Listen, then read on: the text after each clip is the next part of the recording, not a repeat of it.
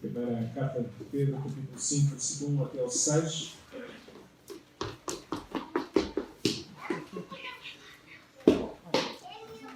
Deus deu a Igreja para que pudéssemos ter vislumbres daquilo que acontecerá no céu.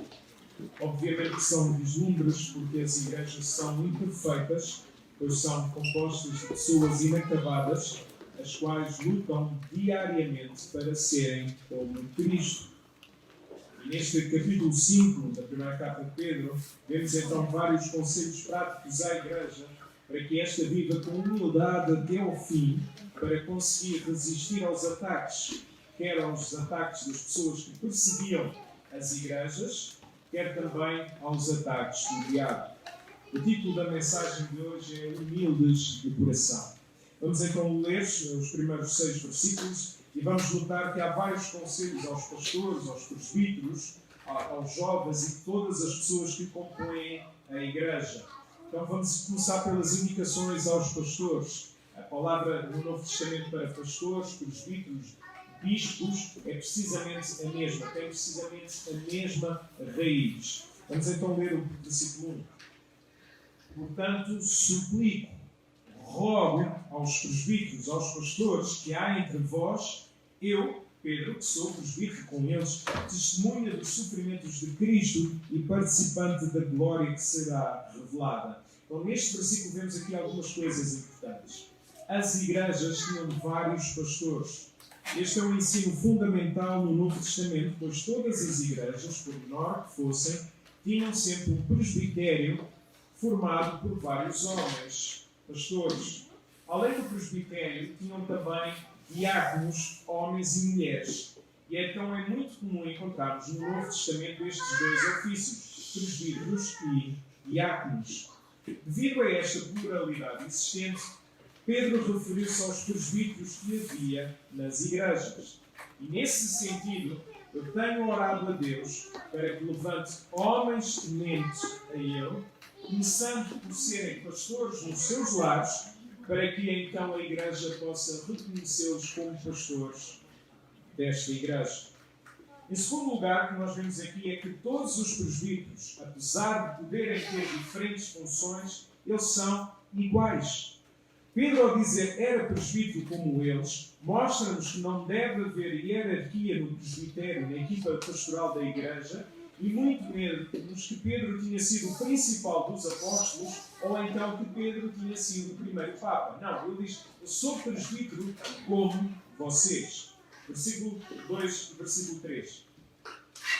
Pastoreai o rebanho de Deus que está entre vós. Então a função do presbítero é pastorear. Talvez isso hoje em dia usamos mais a expressão pastor do que presbítero, precisamente para dar mais esta conotação. Pastor é para pastorear.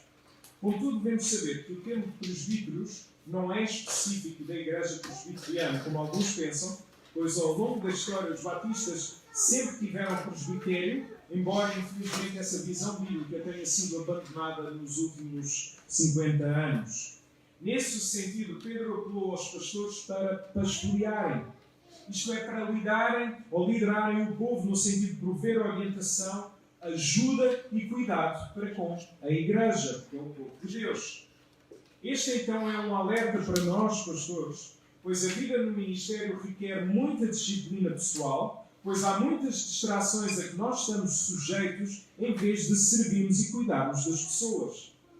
Há uma frase muito antiga que cada vez mais faz sentido nos dias de hoje, onde o desejo por popularidade do ministério está a aumentar, que diz o seguinte, não sei se alguns de vós já ouviram, o pastor deve cheirar a quê? A ovelha. É precisamente esta a ideia. E para que o pastor possa manter então o foco para o qual foi chamado, Paulo disse na primeira carta a Timóteo, capítulo 4, versículo 16, o pastor precisa então cuidar da sua vida e da sua doutrina.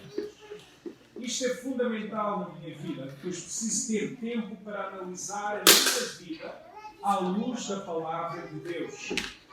O meu maior problema é que muitas vezes eu olho para a palavra numa perspectiva de ajudar os outros e esqueço de meditar como essa palavra pode transformar o meu coração e deve transformar o meu coração. É a mesma coisa, se eu olhar só para a palavra no sentido, este é o sermão que eu vou dar no domingo à Igreja da Graça, eu não estou a ser transformado pela palavra. Eu preciso ter também tempo com Deus, não só no sentido de pastorear os outros, mas também que a palavra cuide e transforme o meu coração. Por isso as igrejas devem desejar que os seus pastores tenham, por mais óbvio que isso possa parecer, tempo com Deus. Se o pastor estiver bem com Deus, estará também capacitado para fazer a função para a qual foi chamado. Se o pastor se humilhar diante de Deus, também terá humildade para servir as pessoas, deixando de lado toda a arrogância ou populismo para pastorear de todo o coração. Contudo, e aqui generalizo, até porque não tenho razões de queixa, as igrejas muitas vezes apenas querem os pastores para servirem as pessoas, talvez como se fosse funcionário da igreja, estipulam até um horário, e fazer com que a visitação seja uma responsabilidade apenas dos pastores e não de todos os membros da igreja. A visitação é uma responsabilidade de todos. Eu tenho a mesma responsabilidade que cada um de vós. Agora pensemos.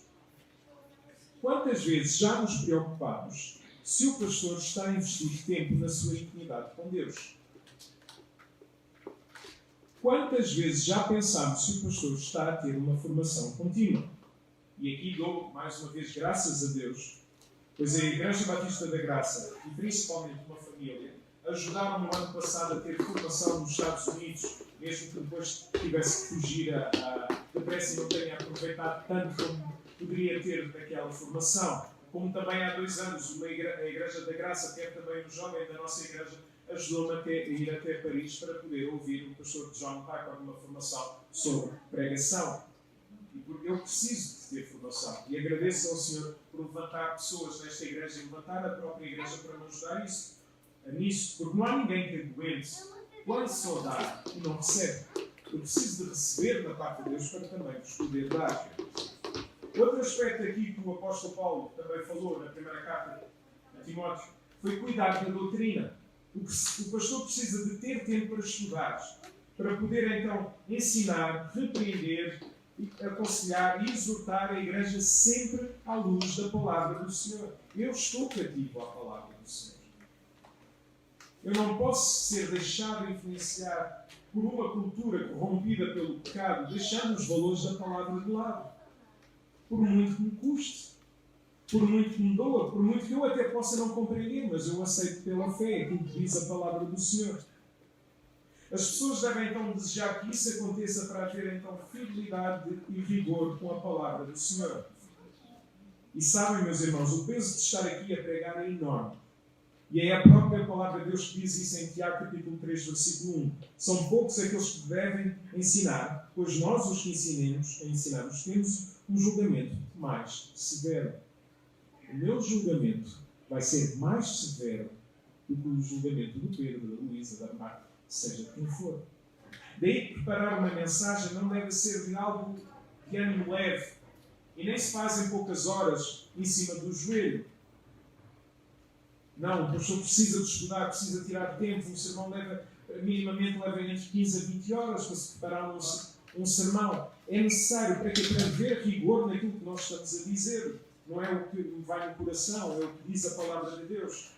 Há muita também oração e muito estudo envolvido até chegarmos aqui. Sendo assim, quando um pastor tira o seu tempo com Deus e tempo para estudar a palavra, ele terá um maior desejo de pastorear as vossas vidas, a vida da igreja. E quando isso acontece, o pastor não será um rato de biblioteca, só estudo, que é uma coisa que eu gosto, e nem será um pastor de relações públicas, de eventos. Será assim um homem que anda com Deus em humildade, pastoreando então a igreja com a palavra de Deus, com graça e com amor. Se as pessoas precisarem, saberão que encontrarão alguém disponível. E eu espero e desejo e lutamos na minha casa que a Igreja da Graça saiba que tem uma família pastoral pronta para vos ajudar, seja a qualquer hora do dia. Nós fazemos questão de responder aos membros da Igreja da Graça. Se nos mandarem uma mensagem, no mesmo dia. Ninguém vai ficar sem resposta. Se pedirem ajuda, podem ter ajuda no mesmo dia, a não ser que eu tenha adormecido. Ou se estiver numa reunião, responderei mais tarde. Mas é prática nossa respondemos a todos aqueles que nos pedem ajuda, principalmente à Igreja da Graça. Versículo 2 e versículo 3. Cuidando dele não por obrigação, mas espontaneamente segundo a vontade de Deus, nem por interesse em ganho ilícito, mas de boa vontade, nem como dominadores dos que vos foram confiados, mas servindo de exemplo ao rebanho. Então, nestes dois versículos, Pedro mencionou 3 aspectos que podem e devem acontecer no ministério pastoral, contrapondo com 3 aspectos que devem acontecer em relação ao pastor com a igreja. Reparem, novamente, primeiro aspecto, o pastor deve pastorear não por obrigação, isto é, por dever, mas espontaneamente, isto é, com desejo de coração. Este é um sério aviso. Estou a dizer estas coisas e o único pastor aqui presente para já sou eu. Às vezes a barreira é tênue entre o dever e o desejo de pastorear. Maior parte das vezes a culpa é do pastor e outras poderá ser culpa das igrejas. Para que haja então este desejo, eu sei que tenho que me alimentar diariamente da palavra, como também tenho que orar diariamente pelas vossas vidas. Pois à medida que oro pelas vossas vidas, eu vou-vos amar cada vez mais. O segundo aspecto que nós vemos aqui, o pastor deve servir nem por interesse em ganhar dinheiro ilícito, mas de boa vontade, isto é, ter uma disposição de servir. A Bíblia é clara na primeira carta a Timóteo, capítulo 5, versículos 17 a 21, que as igrejas devem honrar, respeitar e sustentar dignamente, como é o caso da Igreja da Graça, os seus pastores, principalmente aqueles que trabalham com afinco na pregação e no ensino. No entanto, isto não significa que os pastores façam as coisas pelo dinheiro. O dinheiro nunca deve ser a motivação, pois os pastores devem ter o desejo de servir todas as pessoas, independentemente se as pessoas dão os dízimos ou não dão as suas ofertas, até porque eu, e falo agora de mim, eu não estou minimamente preocupado se as pessoas contribuem quando eu vou pastoreá-las. Eu vou pastorear todas as igrejas, a todas as pessoas da Igreja da Graça. Eu não faço uma triagem. A Luísa dá X, o Mateus dá Y, então quem chega, o Mateus tem prioridade porque dá mais do que a Luísa. Não, eu não vou fazer nada disso, não me interessa. Eu vou pastorear, eu vou cuidar de todas as pessoas. Eu pastoreio todos. Reparemos que o texto fala então de ganhar dinheiro ilícito, isto é, aproveitar-se da posição de pastor para ganhar rendimentos que não lhe são devidos, ou fazer as coisas pelo dinheiro que isso lhe possa trazer. Então, um pastor, com humildade de coração, sabe que a sua maior motivação é a glória de Deus ao verem vidas a serem transformadas, quer por salvação, quer também na santificação. E eu oro por isso. Oro por ver vidas transformadas. E foi muito interessante na quinta-feira, no estudo que se fez, sobre uma doutrina muito difícil e mais uma vez repito, foi mesmo muito interessante. Sou pastor há 7 anos e meio e às vezes as pessoas pensam que eu só falo sobre eleição, mas foi a própria igreja que me pediu para dar um estudo, por isso não devo falar muito sobre eleição. Mas que nesse estudo sobre eleição, demorei 50 minutos a primeira parte, quinta-feira vai para a segunda. No fim, depois das perguntas e respostas, terminamos a orar por vidas. E foi uma bênção ver aquelas pessoas a orarem por vidas, por novas conversões. E ontem houve uma reunião das mulheres. Não sei se Deus já respondeu de certa forma a isso, mas estavam lá 3 pessoas descrentes. 3 pessoas que nunca participaram da igreja. 3 pessoas que estavam a ouvir o Evangelho. Sendo que uma delas acho que já tinha participado de uma reunião das senhoras de oração. Então louvamos ao Senhor por isso. Um encontro ontem com quase 20 mulheres presentes. Por isso, meus irmãos, renovo o meu compromisso convosco, mesmo após 7 anos e meio de pastorado, usando as palavras de Paulo, de muito boa vontade gastarei e me deixarei gastar pela vossa vida, ainda que, amando-vos cada vez mais, possa vir a ser menos amado. Amando-vos cada vez mais, possa vir a ser cada vez menos amado, que não é o que está a acontecer. Eu dou graças ao Senhor, porque nestes 7 anos e meio, às vezes alguns colegas dizem, eu vivo a lua de mel nos primeiros 2 anos. Ou 3 anos, e depois as coisas complicam. Normalmente eu costumo contrapor, olha, os meus primeiros 2 anos é que foram horríveis. Agora parece que ainda vivo numa lua de mel. Há problemas? Mas há sempre. Até na lua de mel há problemas. Não é? João e Raquel. Há problemas. Mas eu dou graças ao Senhor, porque eu amo a igreja e sinto que eu sou amado pela igreja. O terceiro aspecto que nós vimos aqui: nem como dominadores dos que vos foram confiados, mas sim como um exemplo. Então os pastores têm a responsabilidade para com as pessoas que Deus lhes confiou. E segundo Ezequiel capítulo 34, versículo 1 a 5, o pastor deve fortalecer, deve ajudar as pessoas que estão feridas, deve procurar a ovelha perdida, a ovelha desnorteada. Para isso acontecer é preciso que o pastor exorte as pessoas. É preciso também continuar a amar as pessoas, mesmo que por vezes nós, pastores, possamos ser maltratados. No entanto, em tudo isto devemos saber que não temos poder para mudar ninguém e nem estamos autorizados por Deus a dominar ou abusar da vida de nenhuma pessoa. Há limites e é a própria palavra de Deus que os coloca. E a melhor forma de ajudar alguém será sempre através do exemplo. Isto serve para os pastores como para qualquer outra pessoa. E mais uma vez vos digo, meus irmãos, aquilo que me faz vibrar no ministério pastoral é ser usado por Deus para ver vidas transformadas pela palavra. Isto é que me faz animar e mover. É isto que me faz pregar todos os domingos 3 vezes e de seguir ainda ir para Elvas. Ver vidas transformadas.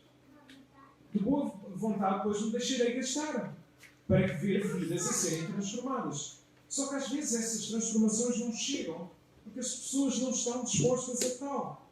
E a minha função não é fazer com que as pessoas fiquem satisfeitas comigo. A minha função não é chegar ao pé de Mateus e dizer: "Oh Mateus, tu tens que gostar de mim." Pelo contrário, a minha função é incomodar o Mateus a tal ponto que eu começo a dizer: "Este pastor é chato, está-me sempre a incomodar. Está sempre a procurar." Sim, a minha função é incomodar-vos espiritualmente quando é necessário. A minha função não é deixar-vos ficar à vontade, mas proteger-vos e guiar-vos, ainda que possa ser incomodado. E quando tentamos cumprir a nossa missão, pode acontecer sermos incompreendidos ou até maltratados e desprezados. Qual é a recompensa que os pastores devem contar? Versículo 4. Quando o Supremo Pastor se manifestar, recebereis a impossível glória, ou a impossível coroa da glória. Então os pastores podem contar que a recompensa virá e é da parte de Deus que chegará. E essa recompensa, se formos fiéis até ao fim, ninguém nos pode tirar. Apesar de não recompensar muito, ou melhor, apesar de não poder pensar muito nesta recompensa, esta certeza já me animou em vários momentos, pois sabia aquilo que estava reservado para mim, que é muito superior a qualquer circunstância difícil desta vida. Depois da palavra aos pastores, seguem-se então as palavras para os mais jovens, quase como para todos. Talvez, e aqui digo suposição minha, Pedro salientou esta faixa etária por ser a mais complicada na forma como os jovens lidam com as pessoas mais velhas, ou na forma como lidam com quem tem autoridade. Porque esta advertência, então, ela é universal, ela é para todos. Versículo 5. Do mesmo modo, vós, os mais jovens, sujeitai-vos, sede submissos aos presbíteros, aos pastores, aos mais velhos. Então, há palavras que têm um valor bíblico muito interessante, em que, entretanto, foram dadas conotações negativas ao longo do tempo. Não devemos temer a palavra submissão. Talvez tenha sido o tema que eu mais tenha falado com os jovens da igreja nos últimos tempos. Submissão. Há muito medo da palavra submissão. E a submissão, na verdade, é alguém que entende qual a missão de uma pessoa e confia que essa pessoa vai realizar essa missão. Qual é a dificuldade? Eu confio que aquela pessoa tenha a missão, eu entendo e eu submeto-me a essa missão dessa pessoa. Jesus entendeu qual era a missão do Pai e submeteu-se à missão do Pai, mesmo que ele lhe pedido: "Pai, se possível, passa de mim este cálice, contudo que não seja feita a minha vontade, mas a tua vontade." Então, Jesus é igual a Deus, sempre foi igual a Deus, e não há hierarquia na Trindade. Então, submissão nada tem a ver com isso, quer no casamento, quer na igreja. Então, nesse sentido, os jovens, como todas as pessoas, devem entender que Deus deu aos pastores uma missão de cuidar e de guiar a igreja. Reparem, neste texto diz que a igreja deve ser submissa. E nós já vamos entender mais um bocadinho sobre isso. Efésios capítulo 4, versículo 11 a 16, vemos que Deus deu os pastores às igrejas para aperfeiçoar os seus filhos, para crescerem em maturidade espiritual, para não serem levados por qualquer vento de doutrina. O meu desejo, então, como pastor desta igreja, é ensinar-vos de tal forma que quando ouvem algum vento de doutrina estranho, que não tenha base bíblica, vocês digam assim, isto aqui não me cheira agora. E rejeitem. Equipar-vos de tal forma com a palavra que tenham essa capacidade. Há momentos, então, no ministério de celebração, de choro, mas também há momentos que é necessário haver uma repreensão em amor. Às vezes de forma mais calma, mais tranquila, e às vezes de forma mais grossa, como Paulo fez a Pedro quando lhe resistiu face a face. E às vezes é necessário isso. Em Hebreus 13:17 podemos ver um alerta muito importante para quando chegar estes momentos para a igreja. Obedecei aos vossos pastores, sendo-lhes submissos, pois eles têm cuidado de vós, pois vão prestar contas das vossas vidas. Façam isso de tal forma que alegrem os vossos pastores e não os façam sofrer, porque isso não vos seria útil. Então a igreja deve ser submissa ao pastor, isto é, deve entender que é a missão do pastor pastorear, e só deve ser submissa quando as minhas palavras forem um reflexo daquilo que está na palavra do Senhor. Mesma coisa no casamento. No casamento só há submissão se a missão for a palavra. Fora o resto não tem nada a ver com submissão. Okay? Então só há missão quando a missão for a palavra. Só há missão quando a missão for a oração. Só há missão quando a missão for a missão de Deus. Por isso, nesta igreja, e tem sido muito claro, que nós abominamos qualquer tipo de abuso psicológico, físico, seja quem for. E estamos prontos para ajudar quem sofre, estamos prontos para ajudar quem pratica, entregando-os também a quem de devido direito. Então, por isso, mesmo que as pessoas não queiram ser pastoreadas, eu vou andar sempre atrás enquanto forem membros. Pois eu vou ter que prestar contas diante de Deus, se cuidei ou não das vossas vidas. Por isso prefiro que me pensem que este pastor é um chato, do que Deus me diga a mim que não fizeste o teu trabalho. Acham que eu prefiro ouvir dizer Deus a dizer não fizeste o teu trabalho, ou de vez em quando poder ouvir dizer a Luísa está aqui à frente, é certo exemplo máximo. Ouvir a Luísa tu és um chato. Prefiro ouvir a Luísa a dizer do que ouvir agora de Deus. Atenção então a cada um de vós, membros de igreja, pois também não é só o pastor que irá prestar contas, segundo esse texto em Hebreus, pois a igreja também irá prestar contas a Deus, se provocaram alegria ou tristeza na vida do vosso pastor durante a sua missão. Então a igreja também vai ter que prestar contas ao Senhor. Por vezes, então, as palavras têm de ser duras, ou às vezes a igreja tem palavras duras para com o seu pastor, ou desprezam até os cuidados do seu pastor, muitas vezes até sabendo que o pastor não pode responder da mesma moeda. Isto é, se o Mateus me tratar mal, ou com uma mensagem, ou de forma pessoal, o Mateus sabe que eu não posso responder da mesma moeda. O Mateus sabe que, à partida, pode dizer certas coisas. Vou dizer Mateus que o Mateus não faz isso, e é filho do pastor e já sabe gerir bem. Esse é alguém que sabe gerir bem as palavras, é o Mateus, e isso às vezes até requer assim, um cuidado especial com o Mateus. Então, o Mateus sabe que ao dizer algumas coisas eu não lhe vou responder da mesma hora. Eu tenho responsabilidade sobre as suas vidas. E às vezes as pessoas abusam disso. Então lembrem-se, as pessoas também vão prestar contas da forma como trataram os seus pastores. Porque muitas vezes os pastores ouvem coisas, não podem responder, ficam calados para o bem maior, mas depois ficam tristes. E não é só os pastores, há pessoas assim que têm esta personalidade, não respondem perante os insultos, ficam caladas, e bem, e depois chegam em casa e quem leva com a pressão toda é a família.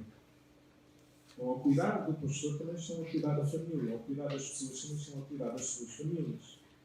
Os pastores, então, quando vão atrás de alguém e ouvem algo duro e chegam até a ser desprezados e vão novamente pastorear essas pessoas, não é porque os pastores são masoquistas. Eu não gosto de sofrer. Têm a alegria de ajudar, como também têm responsabilidades diante de Deus. A minha missão é então cuidar das vossas vidas com a palavra de Deus e a vossa missão é confiar que de facto isso é o melhor para as vossas vidas. De verdade, para que isto tudo corra bem, é preciso algo. Versículo 5 e 6.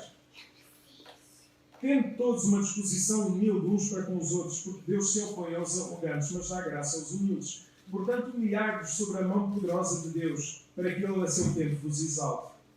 Sem dúvida que é preciso então muita humildade da parte dos pastores, como é preciso muita humildade da parte dos membros da igreja, para que todos possamos crescer.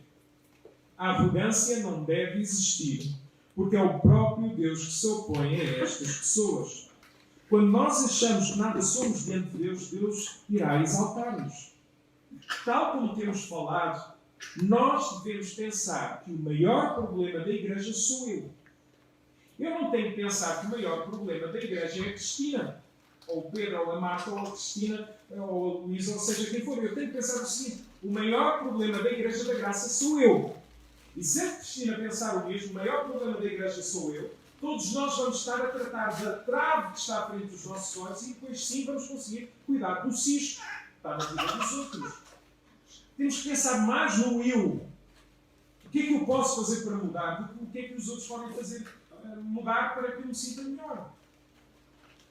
A humildade também nos ajudará a reconhecer então as nossas próprias falhas para abraçarmos todos aqueles que chegam até nós completamente quebrados.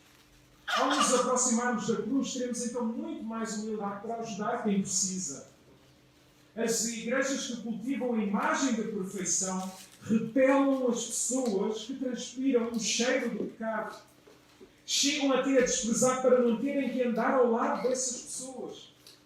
Sentem-se inclusive incomodadas por alguém que tem coragem de aparecer assim numa igreja depois de ter feito o que fez. Mas nós queremos essas pessoas.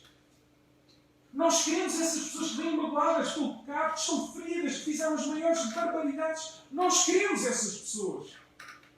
Nós queremos amar essas pessoas. Há um vídeo muito interessante, não sei se vou conseguir reproduzir, de Mike Chandler. Ele disse uma vez, levou alguém a assistir a uma palestra e que lá o formador estava a dizer: vocês, se forem como esta planta, creio que ele estava a falar para as mulheres, forem para esta planta e se andarem de mão em mão, vejam o que acontece. Então passou pela planta e a planta mexeu na planta, a planta ficou cada vez mais toda quebrada e toda quebrada. E depois ele no fim disse: reparem, depois têm andado por muitos, quem é que quer esta planta? E a planta toda quebrada. E o Matt Chandler todo envergonhado. E aquele formador dizia: mas quem é que vai querer esta planta? O Matt Chandler responde e diz: Jesus quer essa planta. Jesus quer essa vida para restaurá-la. Sim, Jesus quer a tua vida. Jesus quer a vida de quem vem quebrado. Nós não queremos receber pessoas que venham perfeitinhas. Porque depois quando se vai abrir, aquilo cheira mal. Aquilo tem muita coisa má. Então nós devemos desejar precisamente vidas quebradas pela vida para ouvirem então a palavra do Senhor e serem restauradas. Até porque a maior surpresa para mim nos últimos 15 anos de ministério não são as pessoas que vêm quebradas pelo pecado, mas são as pessoas que vêm com a imagem de perfeição, os religiosos. E que às vezes nós dizemos assim: não estava nada à espera que isso acontecesse. De vez em quando ainda me surpreendo com isso. Precisamos então de nos aproximarmos da cruz. Jesus não veio para aqueles que celebram a sua perfeição. Veio sim para aqueles que entendem que são completamente indignos de estar na sua presença. Precisamos de ter humildade de coração. Precisamos de humilhar-nos diante de Deus. E que Deus nos incomode e nos faça seus instrumentos para fazermos discípulos de todas as nações. E precisamos então de nos apoiarmos mutuamente. Precisamos de estar juntos, perceber as dificuldades das outras pessoas e ajudá-las. Aquilo que vejo acontecer agora no Brasil entristece muito, não só com a pandemia, que tem matado quase cerca de 5 mil pessoas por dia, mas porque as igrejas, em vez de se unirem umas às outras, elas andam em guerra uma com as outras, se chamam online ou se não chamam, se abrem as instalações ou não fecham. Onde é que está a unidade? E às vezes nós, mesmo nestes momentos, andamos em guerra uns com os outros e nós estamos na direção da CBP a apagar alguns fogos e perguntam onde é que está a unidade? Agora que o povo de Deus precisa de estar junto, andam à guerra uns com os outros. É este o momento que nós estamos à guerra. Baixem as armas, dobrem os joelhos, vamos à luta em oração. Vamos nos apoiar mutuamente, vamos nos ajudar mutuamente, vamos ver vidas a serem transformadas por Deus. Nós precisamos uns dos outros mais do que nunca. Precisamos de honrar as pessoas, precisamos de honrar as pessoas com as nossas palavras, agradecer-lhes pela bênção que elas têm sido na nossa vida. Ontem veio uma lição muito interessante para a nossa irmã Inácia. E ela disse-me o seguinte: sabe, pastor, quando o pastor me dizia aquelas palavras, eu achava que o pastor estava a exagerar. Estava a dizer aquilo por dizer. Mas percebi ao longo deste tempo que eram palavras verdadeiras. E eu quero lhe agradecer por essas palavras, porque muitas vezes, nestes momentos difíceis da minha vida, são essas palavras que me animam. Eu percebi como Deus me usou para ajudar várias vidas. Mas eu nunca agradeci ao pastor por ter tido estas palavras comigo. Então quero lhe agradecer do fundo do coração. Porque quando partirem, nada vale. Eu aprendi, mais uma vez, uma lição para essa grande. Precisamos de honrar as pessoas com as nossas palavras. Depois de partirem, já não há nada a dizer. Eu não quero ficar com nada por dizer a ninguém, no bom sentido da expressão, não no sentido da arrogância. Se tiver a dizer, eu digo. Não, se tiver a dizer de bem, eu digo. O de mal, vou pensar se é necessário e se de facto vai ter algum efeito. Agora, o de bem, vamos dizer, vamos honrar as pessoas com as nossas palavras. Deus nos ajude. Está bem?